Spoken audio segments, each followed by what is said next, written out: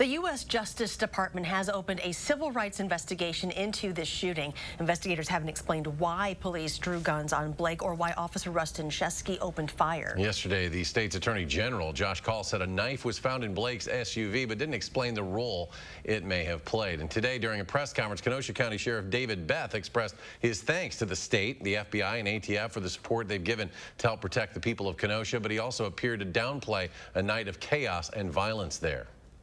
I think the combined efforts of everyone sitting up here, everyone that's trying to get a little sleep right now, and everybody who's out there at nighttime has been paying dividends. Last night was very peaceful.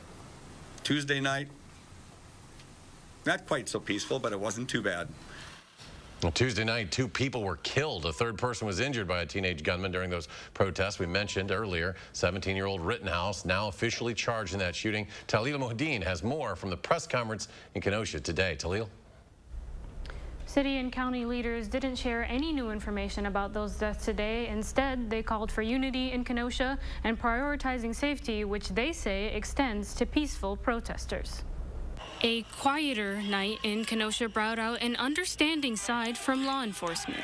By no means do I or anybody up here think that 1,500 people intend violence. Most of those people want change, they want accountability, and those are things I think we all agree upon.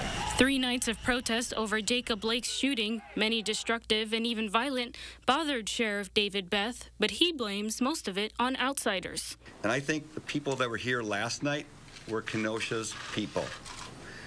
We didn't see streams of cars coming in from out of Kenosha County. A huge part of me thinks that a lot of our issues start when different people with different agendas come here to Kenosha.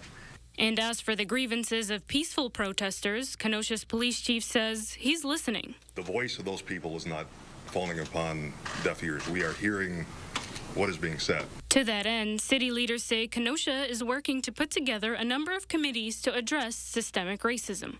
We are still in the thick of the many challenges, but there will be a coming together around a table in coming days. I've had over 50 emails just recently by people who want to participate in that and move forward.